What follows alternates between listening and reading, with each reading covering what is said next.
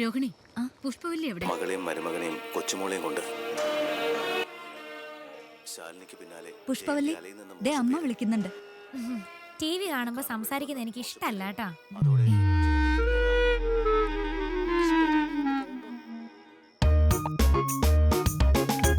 അർജുനേട്ടനോ? മോളെ ഇവിടെ വന്നിരിക്കുവന്നോ? അവന്റെ അടുത്തോട്ട് ഇരിക്കേ, വല്ലതും മിണ്ടിയും പറഞ്ഞൊക്കെ ഇരിക്കാവല്ലോ. ചേട്ടൻ എല്ലാ സീരിയലിന്റെ കഥ അറിയാലോ, എനിക്കല്ലേ അറിഞ്ഞുകൂടാത്ത. എന്നാലും എന്റെ മോളെ, നീ ഇന്ന് വന്നതല്ലേ ഉള്ളൂ. അവൻ അവിടെ നിന്നെ നോക്കി ഇരിക്കുവല്ലോ. മിണ്ടാണ്ടിരിക്കാവോ? ഇതൊന്നും പഠിക്കുന്ന മട്ടില്ല. മോളെ, ഭക്ഷണം കഴിക്കണ്ടേ? ഞാനേ പരസ്പര സീരിയൽ കണ്ടോണ്ടാ കഴിക്കുന്നത്. എനിക്ക് ഇങ്ങോട്ട് തന്നാ മതി. ആ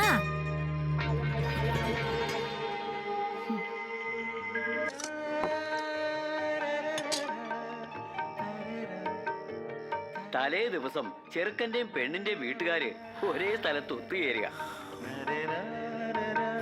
പപ്പായയും പൈനാപ്പിളും ഒക്കെ അതെന്താ അമ്മ അങ്ങനെ പറഞ്ഞ? അല്ല, അതും ഫ്രൂട്ട്സിനകത്ത് പെടുന്നതാ. എല്ലാ ഫ്രൂട്ട്സും ഉപയോഗിച്ചിട്ടുണ്ട്. അപ്പോ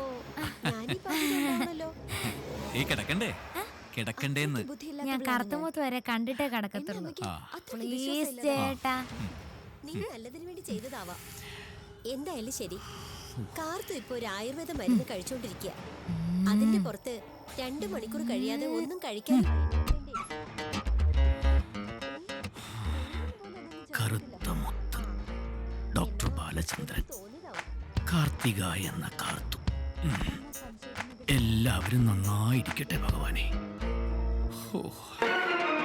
അയ്യോ, കറണ്ട് പോയി. അമ്മേ, കറണ്ട് വരത്തില്ലേ?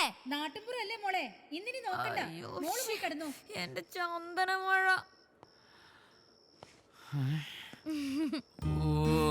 KSEBക്ക് നന്ദി ഭഗവാനെ. എന്റെ ഏഷ്യാനെറ്റ് മാധവണ്ണ, സോറി. ഇല്ലെങ്കി നമ്മുടെ ആദ്യ രാത്രി കറുത്ത മുത്ത് കൊണ്ടുപോയനെ.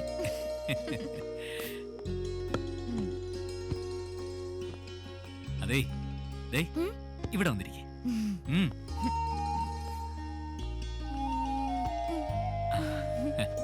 പിന്നെ പുഷ്പവല്ലി പാട്ടൊക്കെ പാടുമല്ലേ?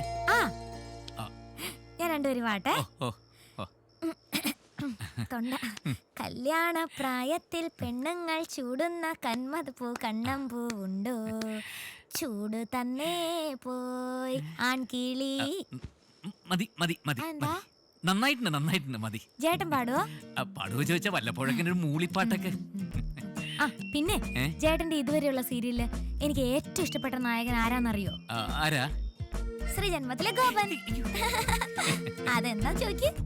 എന്താ? അയാളുടെ ആദ്യ രാത്രി തന്നെ അയാളുടെ ഭാര്യയുടെ അടുത്ത് എല്ലാ അവിഹിത ബന്ധങ്ങളും തുറന്നു പറഞ്ഞു. അതാ. ജയേട്ടൻ അങ്ങനെ വല്ലതും ഉണ്ടെങ്കിൽ ഇപ്പൊ എന്റെ അടുത്ത് തുറന്നു പറഞ്ഞു വേണം.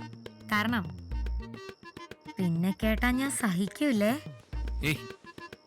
എന്താ പുഷ്പവല്ലി ഇത്? എനിക്ക് അങ്ങനെ ഒന്നുമില്ല. വേണ്ടാത്ത ഓരോന്ന് പറഞ്ഞ് എന്തിനാ നമ്മുടെ നല്ല സമയം കളയുന്നത്? ഇങ്ങോട്ട് നോക്കി.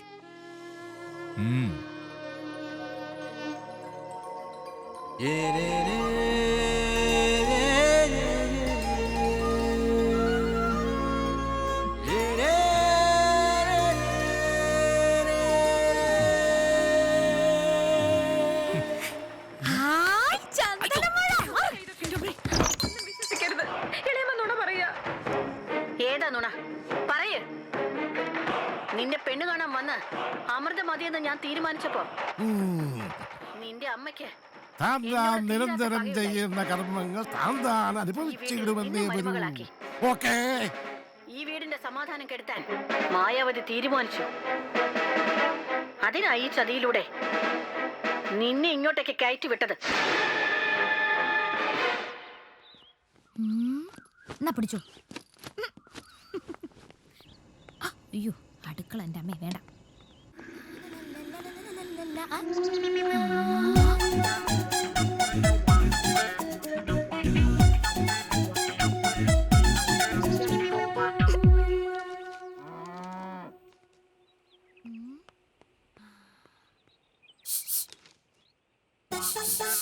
ചേച്ചി ഇതൊരു പുതുപ്പെണ്ണോ? വാ. ഇന്നലെ കല്യാണത്തിന്റെ തിരക്കിന്റെ ഇടയ്ക്ക് ജസ്റ്റ് ഒന്ന് കാണാൻ പറ്റതേ ഉള്ളൂ. ഞാനവിടെ ചേച്ചി ഇരിക്കുന്നുണ്ടപ്പോ വെറുതെ ഒന്ന് കാണാൻ വന്നതാ. നന്നായി. ഈ വീട് വാടകയ്ക്കായിരിക്കും അല്ലേ? അല്ല, സ്വന്തം. ഞാൻ മനജ, ഒരു മോളുണ്ട്, നല്ല ഉറക്ക, ചേട്ടൻ മസ്കറ്റില.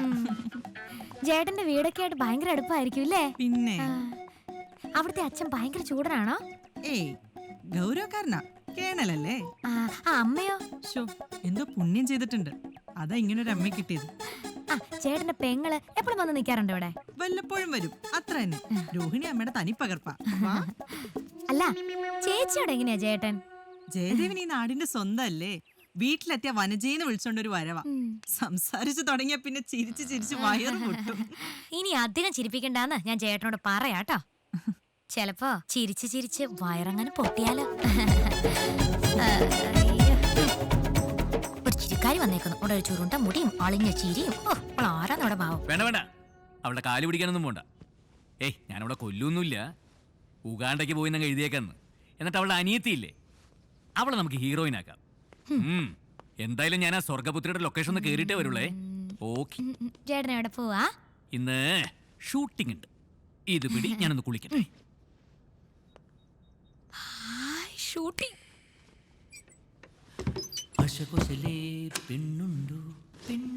ചേട്ടാ, ചേട്ടാ, ഞാനും വന്നോട്ടെ? അയ്യേ, ഇതിനകത്തേക്കാ? അല്ല, ലൊക്കേഷനിലോട്ട്. ഓ, വെറുതെ കൊതിപ്പിച്ചു. ഞാൻ ഇതുവരെ ഷൂട്ടിംഗ് ഒന്നും കണ്ടിട്ടില്ല. ശരി ശരി, വേറെ റെഡി ആയിക്കോ. ചേട്ടാ, ഷൂട്ടിംഗ് കാണാൻ പോകുമ്പോൾ ഇപ്പൊ കണ്ടുപിടിച്ചു തരാം ഞാൻ വീക്ക്നെസ് എന്താന്ന്. ഇതെന്താ സീരിയൽ നടിമാരുടെ സംസ്ഥാന സമ്മേളനോ?